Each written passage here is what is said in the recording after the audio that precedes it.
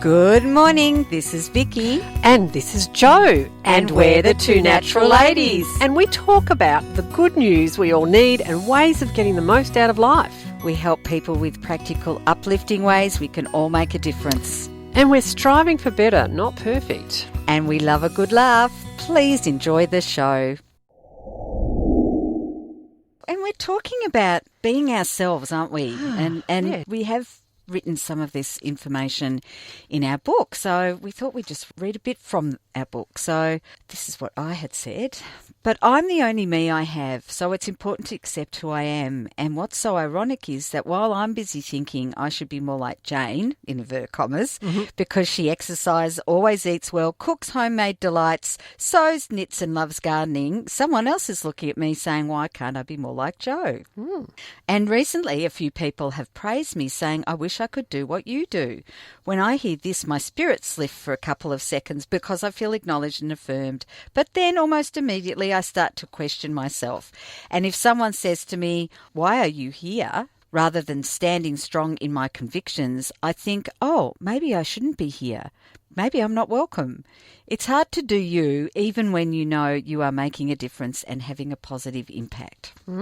So, how do I do me? Question yourself. What do you have to say? What's important to you? What makes your heart soar and your pulse race? These are the things that matter. They bring light and happiness to your world and are fabulous starting points to share who you really are with the rest of the world. I do remember at one point I didn't know what I enjoyed. I was doing a course, actually. We had to find, something that we were passionate about. And I think I was just entrenched in little kids and I didn't really know what it is I enjoyed. So I decided it was 10-pin bowling at the time. Well, again, when we've read Deborah Pascoe's book, and she says find one thing that you love or that you can appreciate, and for you it was 10-pin bowling. It was, and for her it was coffee. Yes, so yes, and I do enjoy my tea. Yes, and I'm disappointed when I can't find a nice tea that I like. And, I have my phases. At the moment, I've got so much mint growing in my garden. I'm having green tea and I'm adding mint. Oh, that'd be nice. It is. So feel the fear and do it anyway. You will only reach your full potential when you step out of your comfort zone, willing to stand up and say, this is me.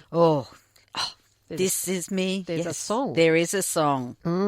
Think that what's the worst that could happen? What are your fears? If you're worried that someone laughs at you or tells you you're no good, then recognise that it is only their opinion. And we know what they say about opinions. Everyone's got one. Yes. Like other body parts. Yes. That's all we have to say about that. Build your tribe of people who will love and support you. People who will have your back even when things do go wrong. And I think a lot of the time that when that happens, it's because of their insecurities, and that's the thing. We're a whole lot of people with our insecurities and the voices in our head. I shouldn't say that, should I? There'll be someone coming to take me away, to the funny farm. But the conversations we have in our head, we've all got that going on. Oh, yeah. And it's probably often it's in reaction to, when somebody looks like they're starring and we put them down, that tall poppy syndrome. It's often because we've got our voices going, we're no good, and, so we're reacting to that. Yeah, well, I was talking to one of my daughters about that yesterday. It's never a smooth ride, even interacting with each other, because we've all got our stuff going on. And then we're interpreting how somebody else is and taking it personally when it's more than likely not personal.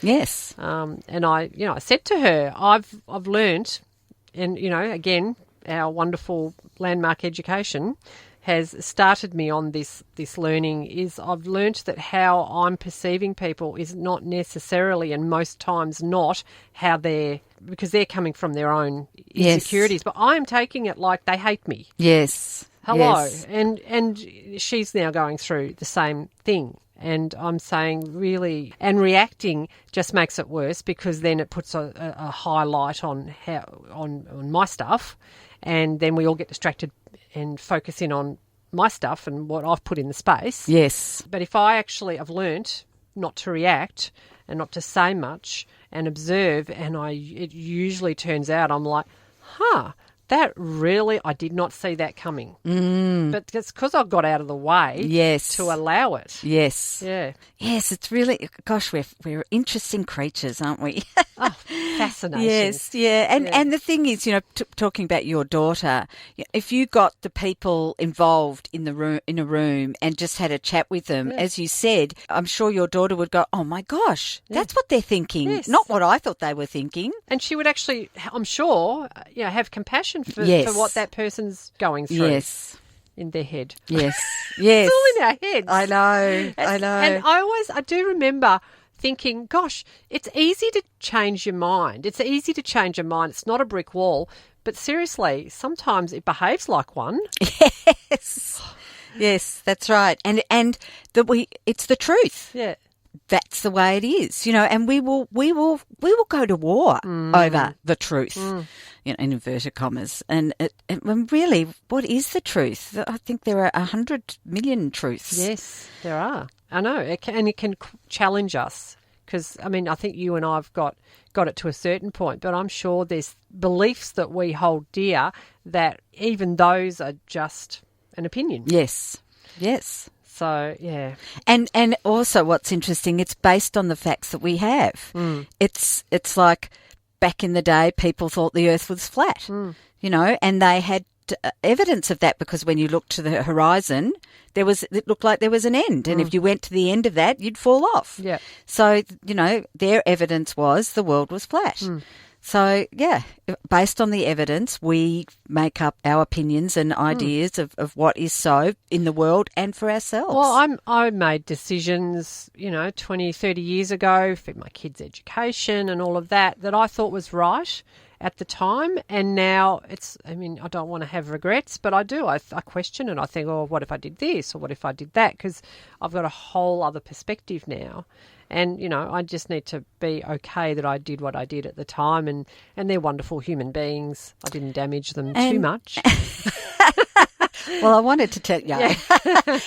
And the thing is that if you'd done B instead of A, who's to say that it would have been any better or any worse? And that's the whole thing. It's a bit sliding doors, It isn't is. it? Yeah. It is, yes. Yeah. And that's all you can do the best you can. And that's the thing. You are coming from love. You are coming from doing the best you could for your children. And that's all we can do. Yeah. Interesting stuff. It is, yes. So, think what's the best that could happen by being, back to our book, yes. by being yourself, you will never have to feel false or inadequate. You will attract a community of people who will share mutual support. You'll be happy and fulfilled, sharing your inner joy in the world around you. Well, that's lovely in an ideal world.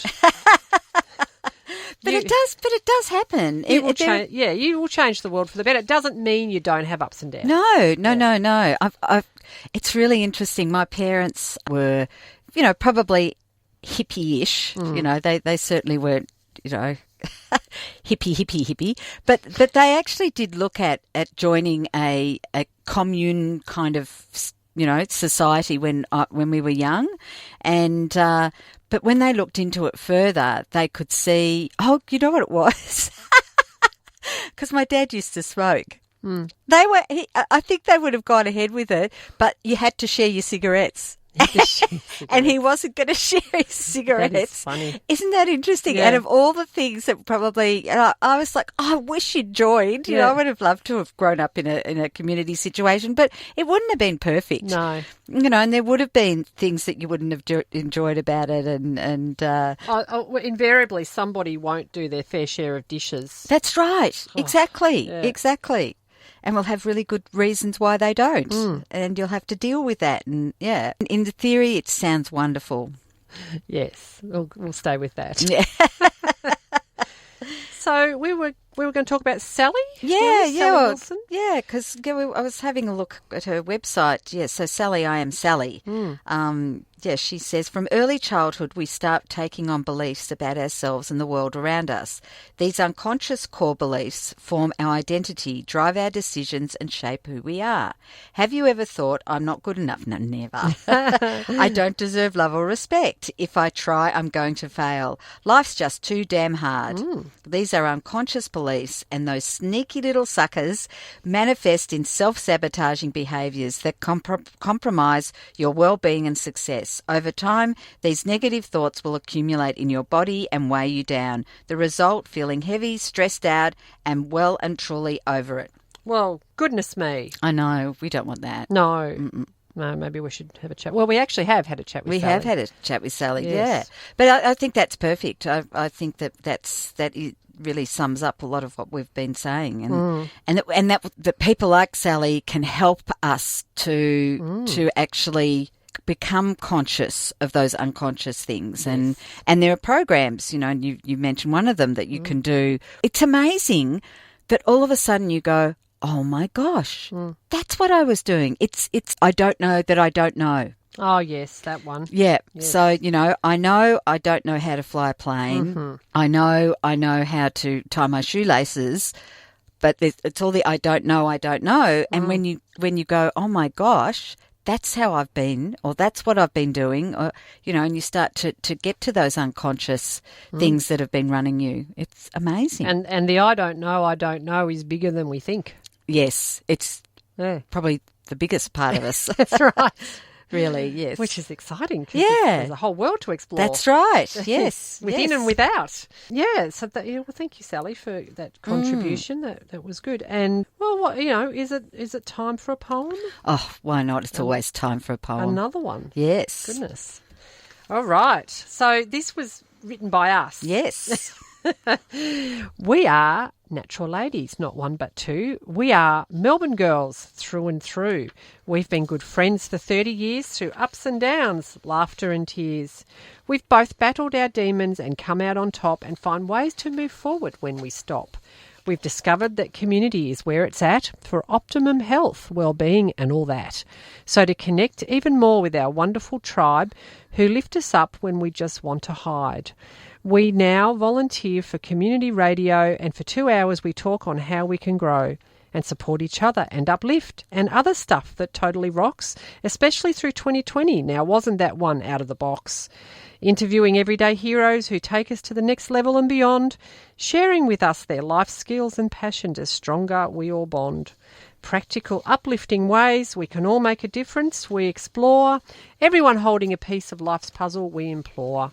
As hard as 2020 has been, we have most definitely seen some amazing innovations and discoveries as we test our strengths and abilities and contribute to others, our sisters and brothers, and to our Melbourne peers, we have to say, how totally proud we are of how we helped pull each other through each day, from baking and sharing sourdough bread to Zoom meetings that seemed to never end.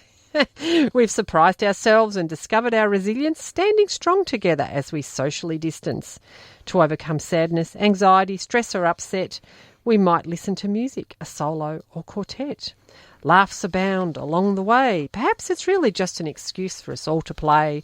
Thank you for creating this amazing book. We can't wait to take a look. I probably didn't need to add that. No, I did wonder whether I should take it out or not, but yes. Yes, yeah, because we did actually write that for a book. Yes, we did. A coffee table book. But so I think it might go into our book. I think it will definitely go into our book. Yes.